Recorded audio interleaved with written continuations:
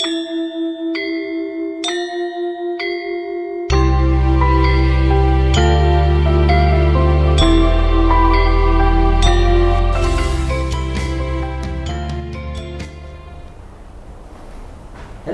good day kawan-kawan. Pada podcast kali ini kami kedatangan tamu spesial dari salah satu senior dan rekan kerja yang saat ini sudah berkarir darat. Beliau juga sukses menjadi seorang wakil rakyat, anggota Komisi 3, DPRD Wilayah Blitar, dan saat ini beliau ada di sini untuk berbagi kisah inspiratif dengan kita, masyarakat maritim Indonesia. Kita sambut kedatangannya. Sudah ada di studio kami, Kapten Adib Zamhari, Master Mariner. Silakan Kapten. Ya. Oke, selamat siang. Silakan dulu kan. Oke, terima kasih. Halo kan, selamat datang di kampus DP3IP. Perkenalkan saya Anton Du, Pasis DP1 Teknika. Ya, siap. Terima kasih sudah meluangkan waktu untuk bersama-sama dengan kami di tempat ini, kemudian berbagi pengalaman hidup, berbagi inspirasi dengan katakanlah dengan masyarakat maritim Indonesia. Siap. Ya, silahkan Cap, mungkin Anda boleh menjabarkan siapa Anda di podcast kita kali ini. Assalamualaikum warahmatullahi wabarakatuh. Salam sejahtera, Om Swastiastu, Namo Buddhaya, salam kebajikan, Rahayu. Perkenalkan, saya Kapten Haji Adib Zamhari, SE, MM, MR, SDPO. Saya alumni BPTKIP tahun 2019, angkatan 29 ANT1.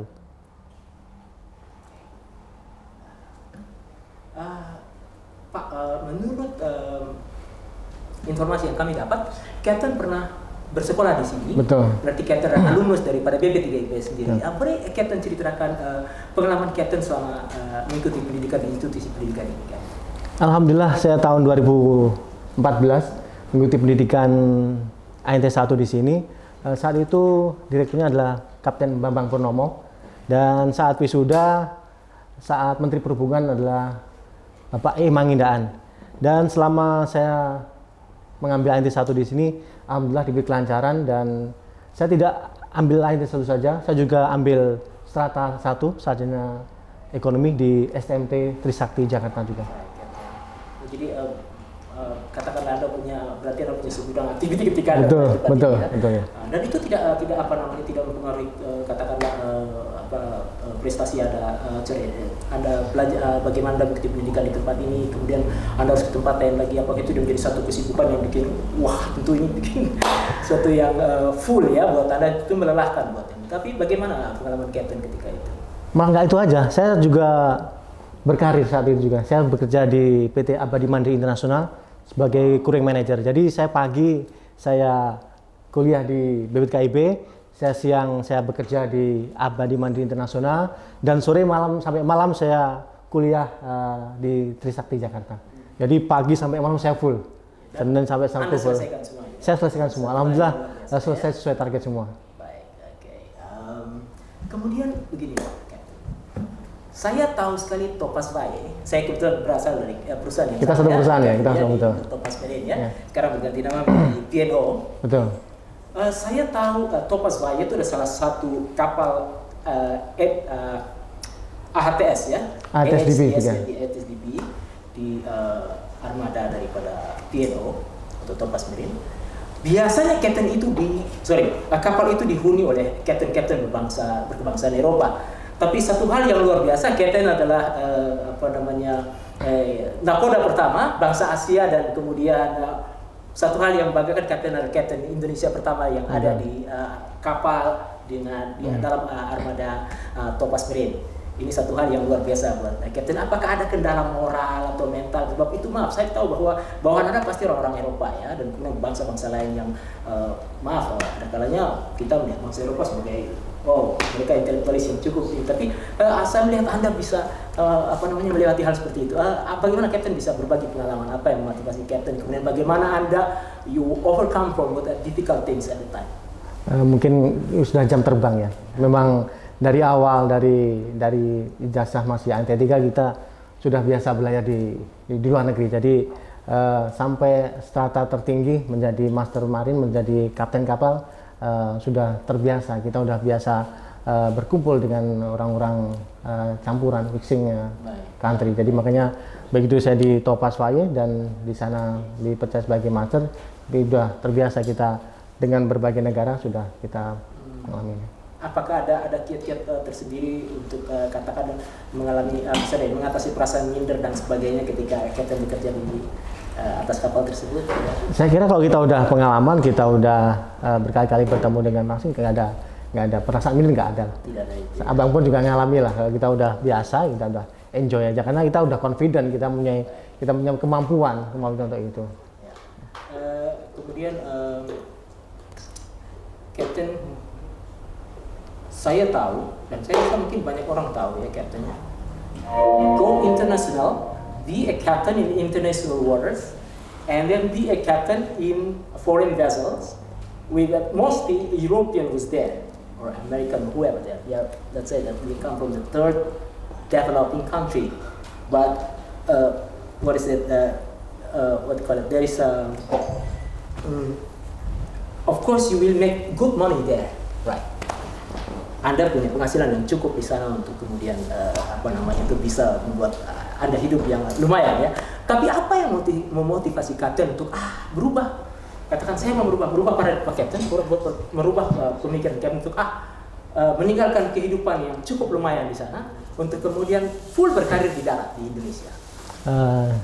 Dalam kehidupan saya selalu ada target. Saya tuh ada target-target yang harus saya bisa tempuh, harus bisa selesai. Makanya terakhir dengan jabatan senior DPO, abang tahu sendirilah berapa penghasilnya, bukan per bulan lagi kan? Ya. Kita gaji adalah per day. Kita per day, per hari berapa? Memang kalau dibandingkan finansial memang sangat besar sekali. Per hari aja abang tahu kita bisa berpenghasilan berapa. Jadi saya ada target, usia segini saya harus ke darat. Saya harus ada target. Makanya setelah menginjak usia yang target saya tersebut, saya ke darat sebagai DP instructor. Saya DP instructor di Semarang selama 4 tahun. Setelah itu saya kembali ke kampung halaman saya di Blitar sebagai wakil rakyat, sebagai anggota DPRD Kabupaten Blitar. Maaf, saya sering mendengar tentang konsumsi. Kita punya standar konsumsi, Pak ya, konsumsi hidup ya. Terbiasa hidup dengan konsumsi seperti ini, kemudian turun seperti ini. Apakah ini tidak menjadi kendala, tidak menjadi problem dalam keluarga, pun katakan problem moral buat kapten sendiri? Sebenarnya tergantung kita gimana bisa memanage dengan baik. Karena bagi kita, bagi saya, penghasilan berapapun, penghasilan besar, menengah maupun kecil, tergantung kita mengelolanya dengan baik. Penghasilan besar, pengeluaran pasti besar. Penghasilan sedang, pengeluaran sedang. Jadi kita bisa menyesuaikan lah. Alhamdulillah istri bisa memanage semuanya. Dan memang kita udah ada target, ada planning dan ada saving. Jadi selama saya bekerja, mungkin pas waktu penghasilannya besar, saat itulah saatnya kita saving. Tapi setelah savingnya cukup, baru kita bisa melangkah ke darat. Makanya saya berharap rekan-rekan saya yang di laut, pandai-pandailah saving, pandai-pandailah menabung. Saat penghasilan besar, saat penghasilan tinggi, makanya pandai menabung agar apa? Nanti ke depan saat berprofesi di darat, mau ambil alih profesi di darat, sudah ada target-target yang bisa, sudah ada modal untuk meraih target-target yang ingin diciptakan tersebut. Ini satu hal yang luar biasa ya, Kapten. Dan membawa DP course ke Indonesia itu bukan satu hal yang mudah. Betul. Okay? Because you must have approval from UK, I think, yeah? Right? So saat ini Indonesia sudah mempunyai DP course dan Anda adalah salah seorang DP Indonesian DP instructor. Oh, you are also the founding of that, right? Yes, right. Bagaimana, tolong Anda berbagi, tolong Anda ceritakan bagaimana sampai Anda bisa membuat DP course itu diadakan di Indonesia. Oke, jadi setelah saya berkarir di kapal, saya mendapat tawaran untuk menjadi DP instructor. Jadi dulunya adalah sesuatu hal yang mustahil di Indonesia bisa mempunyai DP training center. Dulu sahabat-sahabat pelaut mengambil DP course, DP training di Singapura, di Filipina, di India, bahkan mungkin di London. Jadi dulu macam mimpi, nggak mungkin lah Indonesia punya DP training center. Makanya kemarin saat pertama saya mendapat tawaran dengan Kapten Bambang, jadi kita mendirikan DP training center di Semarang, di PIP Semarang, dan saya dengan Kapten Bambang harus mendapatkan approval. Kami bersekolah di Mumbai, India selama 2 bulan, 3 bulan di sana. Kita hari-hari kita mendapatkan materi tentang DP, juga kita langsung praktek mengajar. Di sana kita praktek mengajar dengan siswa berbagai negara. Setelah dari sana kita mendapatkan sertifikat instruktur DP, kita kembali ke Semarang, kita setting. Memang masih kapal kosong, belum ada apa-apanya, kita setting semuanya dari alat, dari sistem manajemen, dari semua administrasi. Dan setelah semua siap, akhirnya Kapten John Lloyd langsung dari NI langsung datang ke Semarang, melihat performance saya dengan Kapten Bambang. Akhirnya bagaimana cara saya mengajar? Bisa nggak? Sudah punya DP instructor, bisa nggak anak ini mengajar? Karena kita full English language ya, kita pakai bahasa Inggris, dan alhamdulillah menjadi tonggak sejarah. Akhirnya tahun 2016 DP Training Center pertama di Indonesia. Saat itu yang pertama di Indonesia diresmikan langsung oleh Bapak Menteri Perhubungan, Bapak Budi Karya Sumadi, dan itu menjadi kebanggaan bahwa Indonesia itu bisa.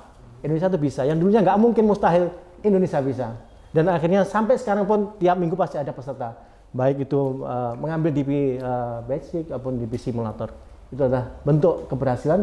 Dan akhirnya alhamdulillah Pak Direktur dulu adalah Kapten Wisnu, sekarang menjadi Kepala Staf Bandar di Tanjung Priok, Jakarta. Jadi, salah satu bentuk keberhasilan dari Kapten Wisnu juga. Baik, jadi ada beberapa orang termasuk betul. Anda sendiri Iya, betul. membuat DP Corps. Betul. Karena sorry to say, it's like just mission impossible to That's have right. a course in here, right? Anyway. Okay, so back to your let's say your time with the family, right? Perubahan paradigma pemikiran Anda untuk dulunya berkarir di laut dengan katakanlah dengan penghasilan yang wah, kemudian kembali ke darat dengan ya katakanlah ini kembali ke negeri sendiri dengan penghasilan yang mungkin untuk orang sana tentu ada perubahan dan perbedaannya. Apakah tidak ada kendala dari keluarga, gitu, dari katakanlah mungkin lingkungan juga, anak lingkungan akan menilai dan pengaruh yang tersebut, bagaimana itu kira-kira? Kalau kendala sebenarnya sudah nggak terlalu besar lah, karena memang kita sudah planning. Mungkin istri ya, istri pertama biasanya per bulan terimanya wow gitu. Setelah menjadi instruktur masih lumayan lah, karena di instruktur ya masih standar dolar. Begitu menjadi anggota dewan ya turun drastis lah, mungkin macam bumi dan langit lah. Tapi memang kita udah niat, kita udah terima dan tetap bersyukur lah. Berapapun penghasilan, sekali lagi kalau kita bisa mengelola, kita tetap bisa menjalani hidup. Alhamdulillah cukup dan semakin bisa berbagi kepada sesama. Ini satu hal yang luar biasa. Jadi ada juga katakanlah ya secara langsung keluarga juga memberikan dukungan. Perubahan profesi Anda yang sebelumnya di laut kemudian Anda kembali ke darat gitu. Jadi perlu ya bagaimanapun perlu persiapan mental menuju ke hal tersebut ya Kapten ya. Nah ini satu hal Kapten ya, Anda punya segudang prestasi baik akademis maupun Anda sendiri sudah go internasional. So yang kami dengar, informasi yang kami dapat, Anda juga salah seorang tokoh muda NU di satu organisasi keagamaan. Sorry to say, sorry kalau kau ulang, ada semacam mitos bahwa pelaut sometimes they were correlated it with this negative things, right? You were maybe womanizer, you were a drinker, whatever that. But you change these things, right? Anda merubah paradigma ini menjadi seorang katakanlah menjadi seorang tokoh agama. Boleh Anda ceritakan latar belakang keluarga Anda sehingga Anda boleh jadi seperti saat ini? Karena terus terang saya memang sejak SMP SMA, saya adalah aktivis NU, saya mengikuti organisasi sejak SMP SMA, saya ikut di IPNU, Ikatan Pemuda Nahdlatul Ulama. Jadi setelah itu, setelah SMA, saya juga mengikuti, sekarang menjadi anggota Ansor Banser. Karena memang dari keturunan ya, dari kakek nenek saya, bapak ibu saya memang semua adalah aktivis NU. Bapak saya dulu juga komandan Banser, ibu saya juga ketua muslimat. Jadi memang dari kecil kita dididik di kalangan NU, emang kita emang tiap hari memang berjuang. Kita berjuang, kita ke masyarakat. Makanya sampai sekarang pun memang setelah menjadi anggota DPR ya kita tetap berjuang. Kita tetap berjuang di masyarakat, berjuang di NU. Jadi bisa kita simpulkan bahwa keluarga maupun lingkungan ketika kita memang sudah mendukung dari awal memang termasuk salah satu faktor penentu untuk membentuk karakter, sifat maupun kegiatan kita di masa depan. Satu hal yang luar biasa Kapten. Terus gini Kap, sorry agak sedikit pribadi. Iya. Anda Kapten tidak kangen kah terhadap kehidupan laut? Karena pada terbiasa hidup di laut. Kalau kangen sih mesti ya. Jadi kadang saat kangen di laut, udara laut, kadang saya iseng-iseng pergi ke pantai selatan. Di Blitar punya Pantai Serang, itu salah satu pantai terbaik terindah di Kabupaten Blitar. Kadang saya ke sana sama istri sambil menghirup udara laut. Dan juga mungkin makan ikan bakar juga di sana. Dan Pantai Serang tersebut ada satu nominator finalis 50 wisata terbaik anugerah desa wisata Indonesia. Yang kebetulan minggu depan Bapak Sandiaga Uno, Pak Menteri akan berkunjung ke Blitar untuk menuju ke finalis 10 besar. Mohon doanya biar Kabupaten Blitar tambah cetar. Kalau Ulang Moda kita punya satu tempat, kita punya beberapa tempat indah untuk pariwisata dan ya boleh kami saat ini ada kesempatan untuk kita beritahu dan kita perkenalkan kebetulan ada narasumber di sini ya, jadi mari datang ke Blitar. Ya. Blitar identik dengan makam Bung Karno ya. Betul. Jadi mari sahabat-sahabat Blitar, sahabat-sahabat pelaut dimanapun berada, kalau mau ke Blitar nanti siap jadi gas ya. Baik, jadi kita bisa memiliki Kapten. Boleh ya. Ada makam Bung Karno di sana, ada pantai, ada gunung, kita lengkap wisata di sana. Baik, Kapten. Ya. Dan begini terus terang. Apa kendala yang Kapten hadapi ketika Kapten berkarir dalam saat ini? Apakah ada kesamaannya dengan ketika Anda berkarir di laut dulu sebagai nakoda di kapal luar ya? Kalau kendala pasti ada lah, dimanapun pasti ada kendala. Tapi waktu menjadi DP Instructor saya kira nggak ada kendala. Terus menjadi anggota DPRD mungkin ada kendala, tapi saya bisa memanage kendala tersebut. Akhirnya menjadi seni dalam hidup. Jadi kalau kita menghadapi tantangan kendala sebagai seni, nanti kita bisa enjoy, bisa menikmati. Dan alhamdulillah hampir 2 tahun ini, saya sejak dilantik Agustus 2019, hampir 2 tahun menjadi anggota DPR, alhamdulillah semua berjalan dengan baik dan good to track. Karena saya juga memberikan pengalaman, memberikan pengetahuan, juga memberikan pelajaran bahwasanya menjadi anggota DPR itu saya informasikan kepada masyarakat. Karena saya di sosmed, di Facebook, Instagram maupun di Twitter, kegiatan saya tiap hari saya laporkan kepada masyarakat. Nanti bisa follow Facebook, Instagram, Twitter saya. Jadi tiap hari saya laporkan ke masyarakat. Karena saya dulu berpikiran anggota DPR itu kerjanya apa? Kita dulu mikir gitu kan. Apa sih kerjanya DPR? Makanya saya memberikan salah satu terobosan tiap hari apa yang saya kerjakan, apa yang saya lakukan sebagai wakil rakyat, saya laporkan ke media sosial. Jadi masyarakat tahu, pemilih saya tahu, konstituen tahu. Oh, Pak Adib itu bekerja. Oh, Pak Adib sudah di sana. Mereka akan tahu semuanya. Itu salah satu terobosan saya. Baik, Kapten. Dan Anda kan berkarir di kapal, di laut, satu masyarakat kecil yang ada di dalam lingkungan terbatas katakanlah. Ya, oke, Kapten. Tapi menjadi wakil rakyat itu kan Anda harus bersosialisasi, kemudian Anda harus punya dukungan massa yang cukup kuat. Bagaimana dengan tentu ini satu hal yang seperti kontradiktif kan ya, dari masyarakat kecil kemudian saya harus punya waktu untuk kemudian cari dukungan, katakan kita cari dukungan, kemudian saya harus pengenalan terhadap masyarakat. Nah, apa yang bagaimana cara Kapten manage ini sehingga you are not only lead the people on the vessel but you can lead the people on the socials, di dalam masyarakat. Saya kira hampir sama aja ya. Meskipun kita bersosialisasi kecil di kapal, akan tapi kita kan berbagai negara, berbagai sifat, berbagai perilaku. Makanya begitu di masyarakat, saya kira hampir sama saja. Makanya kita nggak terlalu beda jauh. Makanya kita pandai-pandai kita lah, bagaimana kita bergaul, bagaimana kita bermasyarakat. Seperti kita bagaimana pandai-pandai bergaul di kapal, bagaimana dengan kru yang lain yang kita mixing kru itu kan. Di Topaz kan pasti mixing kru lah. Multinational with multicultural, multi-language, but you have to lead those people to be what we call it working in one goals, right? Makanya di masyarakat pun kita nggak kaget karena kita udah terbiasa lah campur jangankan berbagai suku, berbagai negara itu udah pernah, kita bisa. Begitu di masyarakat ya kita tinggal melanjutkan aja kebiasaan kita. Dan maaf, apakah Anda punya kiat-kiat tertentu untuk supaya bagaimana Anda ini menjadi anggota DPR? Itulah, tolong kalau Anda dibagikan asal mulanya seperti apa gitu kan, sampai Anda yang berkarir di laut kemudian dikenal oleh masyarakat dan kemudian menjadi wakil mereka, itu satu hal yang Itu dia yang Things like this very difficult for us. emang yang pertama memang bukan dari niat pribadi sebenarnya. Yang pertama adalah ada masukan-masukan, ada desakan-desakan dari bawah. Sebenarnya dari awal saya nggak ada cita-cita untuk menjadi anggota DPR, nggak ada. Terbesit pun saya nggak ada dulu.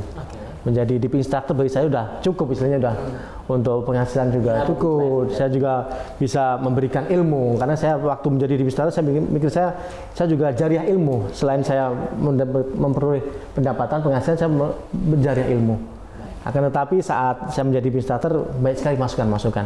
Wah, kayaknya ini Adip pas untuk menjadi anggota dewan karena bagi masyarakat, bagi konstituen pendukung saya mikirnya dari segi pemikiran mungkin pas, dari sekolah sudah pas, dan juga dari finansial dan juga dari jaringan sudah punya, makanya banyak sekali desakan agar saya maju sebagai wakil rakyat, dan alhamdulillah 2019 saya bisa menjadi anggota DPRD Kabupaten Blitar, dan sekarang saya duduk di Komisi 3, Komisi Pembangunan. Dan saya juga duduk di Badan Anggaran, Badan Anggaran DPRD Kabupaten Blitar. Masih belajar. Dan alhamdulillah sekarang pun saya juga dipercaya menjadi bendahara umum, bendahara umum DPC Kabupaten Blitar. Dan alhamdulillah kemarin Pilbub bupati kami adalah dari partai kami, dari ketua PKB kami. Iya, sekarang menjadi bupati, bupati Kabupaten Blitar, dan bupati pertama perempuan di Kabupaten Blitar dari partai PKB, dan saya ditunjuk sebagai bendahara umum. Meskipun masih belajar, alhamdulillah pelan-pelan tapi pasti bisa mengenal bagaimana sih politik, bagaimana sih organisasi. Karena ini dunia baru bagi saya. Dunia baru kan. Kan kita di dunia pelayaran kan, di dunia maritim, dunia DP, ada dunia baru. Betul. Karena Anda berasal dari katakanlah masyarakat yang terbatas. Kapal itu kan tempat di mana ya sosial masyarakatnya sangat terbatas, tapi Anda bisa mendapatkan dukungan di darat yang penting kita yang penting kita jangan lelah untuk belajar. Dimanapun tempatnya, dimanapun saja, jangan lelah untuk belajar. Terus belajar, akhirnya bisa. Jadi pelaut pun bisa menjadi politisi juga. Makanya nanti sahabat-sahabat pelaut yang ada minat, yang ada keinginan, bisa nanti konsultasi langsung ke saya. Bisa nanti. Itu yang menjadi bisa nanti. Bagaimana kiat-kiat agar bisa menjadi anggota DPR. Nanti saya bisa berbagi langsung kepada sahabat-sahabat pelaut. Oke, so follow his Instagram, Facebook, Instagram, dan Twitter. Bisa. Call personally to say how he become the representative, how he become the senator. Right, Captain. Jadi ya itulah. Kalau mungkin bagaimana nih, kalau umpamanya ada rekan-rekan yang ingin berkarir di darat, kira-kira dari mana mulai supaya kita bisa punya karir di darat? Mulainya yang pertama adalah niat. Jadi niat. Kadang pelaut itu dari awal sudah ragu-ragu, mau berkarir ke darat udah ragu-ragu dulu. Wah, nanti dagang jangan ditipu teman. Wah, nanti jangan bisnis ini nanti nggak bisa lanjut. Jadi kadang tuh dari awal udah ragu-ragu dulu. Kalau saya punya keyakinan bisa, makanya sahabat-sahabat pelaut yang masih di kapal, seandainya mungkin modal sudah banyak, sudah cukup untuk seandainya untuk ke darat, makanya pertama adalah keyakinan, niat dan keyakinan bahwasanya saya bisa. Dan alhamdulillah selama saya menjadi anggota DPR, ya istilahnya bisa isi going aja, bisa lancar.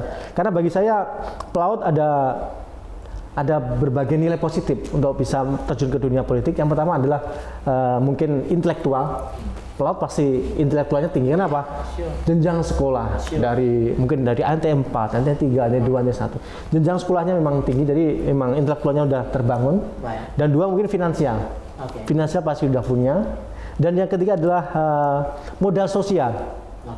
Kenapa modal sosial? Karena banyak sekali pelaut kalau di kampungnya masing-masing sudah terkenal. Biasanya mereka dermawan. Seandainya ada acara kurang dana berapa, biasanya itulah Pak Pelaut yang nutup biasanya gitu. Makanya itu salah satu modal penting. Modal sosial itu bisa sebagai modal awal untuk berkarir di darat maupun di politik. Dan ada lagi adalah modal disiplin. Modal disiplin dimiliki oleh pelaut. Karena orang darat jarang sekali yang untuk disiplin. Contoh disiplin waktu aja. Karena banyak sekali rapat-rapat, banyak sekali kegiatan. Pelaut insya Allah bisa dengan model disiplin itu. Always on time. Thank you for the Oke. Sebelum beberapa pertanyaan untuk mengakhiri pertemuan kita, ada satu hal yang saya mau tanyakan, Captain. apa pengaruh institusi BP3IP terhadap karir Kapten? Pengaruh BP3IP sangat besar ya. Jadi memang BP3IP adalah sekolah terakhir di pelayaran. Jadi dengan alumni sini akhirnya saya mendapatkan gelar atau jabatan sebagai kapten. Oh. Dan saat ini pun saya meskipun sudah nggak di kapal, di kampung saya, di kabupaten saya, di Blitar, saya udah panggilnya kapten. Tetap kapten.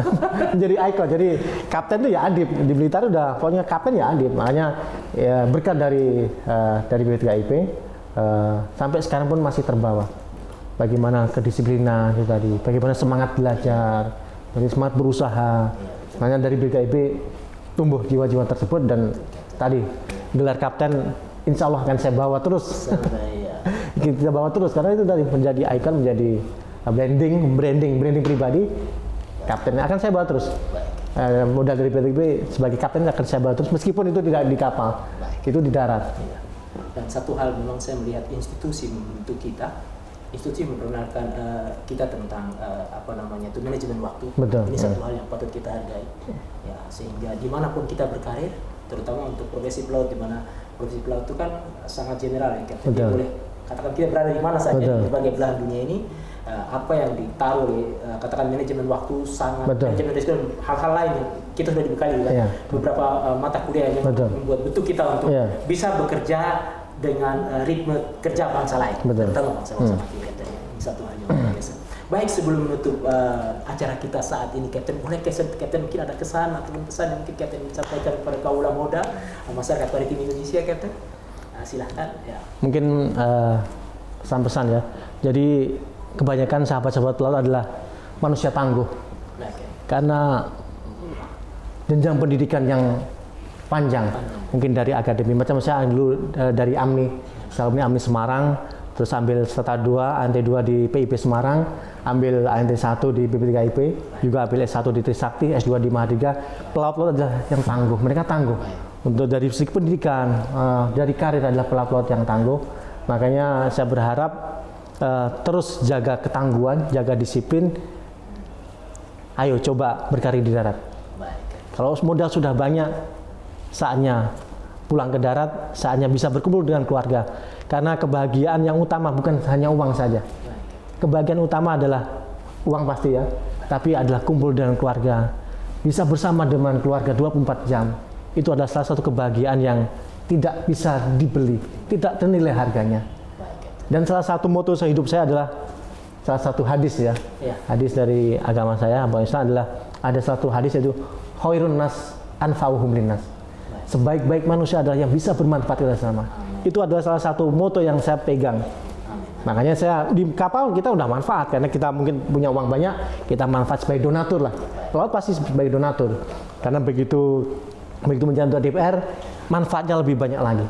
Lebih banyak manfaat karena bisa berbagi sesama, bisa mendengarkan aspirasi warga, bisa mendengarkan keluhan-keluhan masyarakat, dan bisa menyelesaikan masalah-masalah yang ada di masyarakat.